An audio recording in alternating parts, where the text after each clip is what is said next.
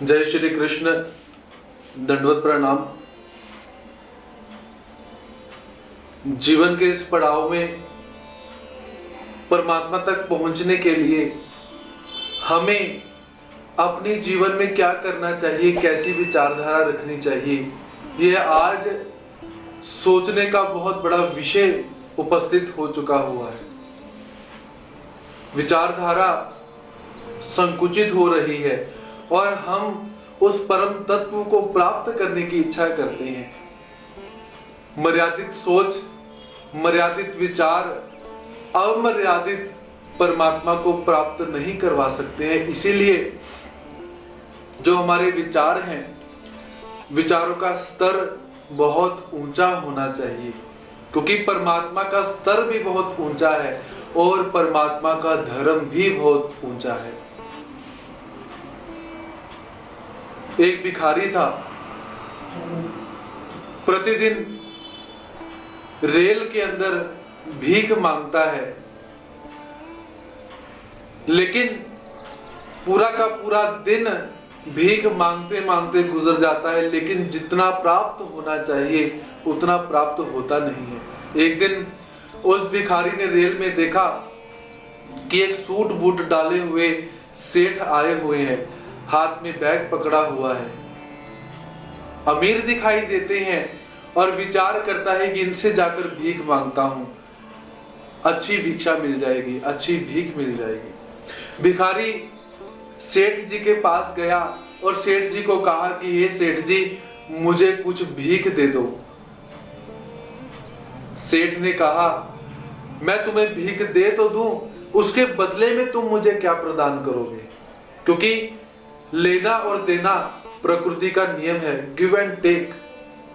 क्या मुझे प्रदान करोगे? भिखारी सोच में पड़ गया कि मैं आपको क्या दे सकता हूं। मैं रहा भिखारी, मैं तो सिर्फ मांग सकता हूं और आज तक मैं मांगता ही रहा हूं, मैं आपको कुछ दे नहीं सकता हूं। इतनी वार्तालाप में अगला स्टेशन आया और सेठ जी उस स्टेशन पर उतर जाते हैं और अपने काम के लिए आगे चले गए। किंतु भिखारी के मन के अंदर यह प्रश्न वैसे का वैसा ही रहा कि मैं दे क्या सकता हूं, क्या मैं दे सकता हूं? पूरा दिन व्यतीत हो जाता है, पूरी रात बीत जाती है, लेकिन भिखारी के मन के अंदर वो प्रश्न वैसे का ही वैसा निर्माण रहा कि मैं क्या किसी को कभी कुछ दे सकता हूं और क्या दूं? तो इस सोच विचार के अंदर भिखारी की नजर रेलवे स्टेशन के पास जो फूल लगे हुए हैं, उन फूलों पर, उन पुष्पों पर नजर जाती है। भिखारी अपने मन में प्रफुल्लित हो जाता है कि मैं भी किसी को कुछ दे सकता हूं और मैं यदि कुछ दूंगा तो मुझे आगे से भीख भी अच्छी मिलेगी। तो भिखारी ने क्या किया, स्टेशन के पास जो फूल लगे हुए थे, फूलों को तोड़ा, अब फिर भीख मांगने के लिए चल पड़ता है। जो भी यात्री उसे भीख देता है तो भिखारी क्या करता है, एक फूल उस यात्री को दे देता है और यात्री भी फूल को लेकर बहुत प्रसन्न होते हैं, खुश हो जाते हैं और उस फूल को अपने पास रख लेते हैं। और अब हुआ क्या कि उस भिखारी को बहुत भीख मिलनी शुरू हो गई। जिससे भीख लेता उसको एक फूल दे देता और जब फूल समाप्त हो जाते तो भीख मिलना भी समाप्त हो जाती। लेकिन भिखारी इस बात से बहुत प्रसन्न था कि मुझे अब भीख मिलना शुरू हो चुकी हुई है। समय बीता, भिखारी आज फिर रेल में चढ़ा और सबसे भीख मांगते मांगते भीख मांग रहा है और पुष्प दे रहा है। भीख मांगने के लिए आगे गया और क्या देखता है कि सामने वही सेठ बैठे हुए हैं, सूट बूट डाले हुए हैं, हाथ में बैग पकड़ा हुआ है। और भिखारी प्रफुल्लित होकर सेठ जी को कहता है कि सेठ जी, मुझे आज भीख दे दीजिए और भीख के बदले मेरे पास आपको कुछ देने के लिए वस्तु है आज। तो सेठ ने कुछ पैसे उसे दिए और उस भिखारी ने क्या करा, एक पुष्प सेठ जी को दे दिया और सेठ भी भीख के बदले फूल लेकर बहुत प्रसन्न हुए। और सेठ प्रसन्न होकर कहते कि अरे भिखारी, तू कोई भिखारी थोड़ी है, तू तो व्यापारी बन चला है। क्योंकि तूने भी लेन देन का व्यापार शुरू कर दिया हुआ है। स्टेशन आया, सेठ जी फिर उतर गए और अब वो जो भिखारी था उसके मन के अंदर दूसरी प्रेरणा पैदा हो गई, दूसरी चेतना पैदा हो जाती है। वो भी स्टेशन पर उतरकर जोर से आसमान की तरफ देखकर क्या कहता है कि अरे हे परमात्मा, मैं भिखारी नहीं हूं, मैं तो व्यापारी हूं। और जोर जोर से हंसना शुरू कर देता है। और वहां पे जो लोग थे, लोगों ने देखा अरे पागल भिखारी है, फालतू में हंसी जा रहा है। तो उस भिखारी ने क्या किया, पुष्प तोड़ने प्रारंभ किए और उन पुष्पों से धीरे धीरे गुलदस्ता बनाया और गुलदस्ता बनाकर वो गुलदस्ता बेचना शुरू कर दिया। अब धीरे धीरे भिखारी से व्यापारी बनने की उसकी जो जीवन था, उसका जीवन था जो वो चलना शुरू हो जाता है।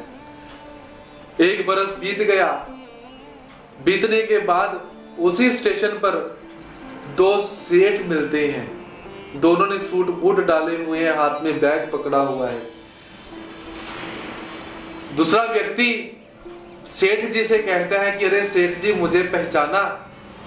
तो सेठ कहते भाई नहीं, क्योंकि आज से पहले हमारी मुलाकात हुई ही नहीं, तो पहचान कैसे होगी? तो वो व्यक्ति कहता है सेठ जी ऐसी बात नहीं है, ये हमारी और तुम्हारी तीसरी मुलाकात है। सेठ हैरान हो जाते हैं कि ऐसे कैसे संभव है।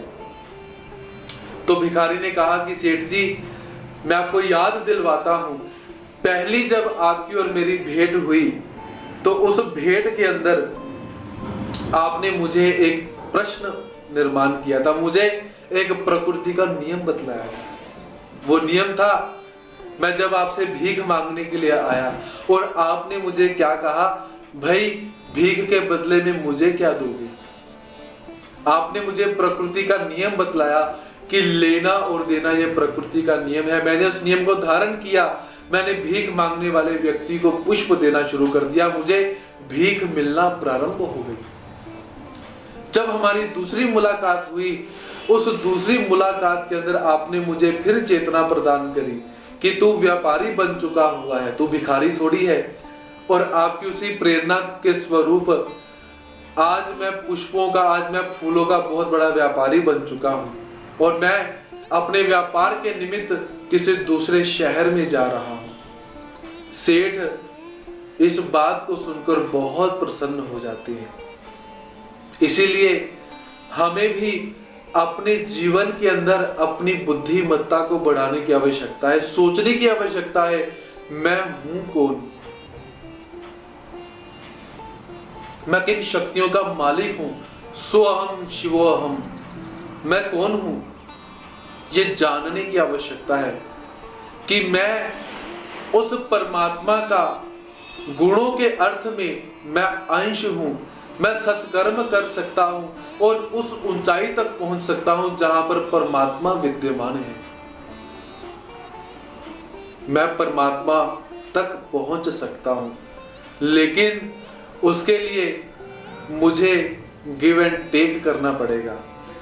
परमात्मा से मांगना कुछ भी नहीं है, लेकिन परमात्मा को समर्पण देना पड़ेगा, परमात्मा को अपना भाव देना पड़ेगा, परमात्मा को अपना तन मन और धन देना पड़ेगा, परमात्मा को शुद्ध भाव देना पड़ेगा।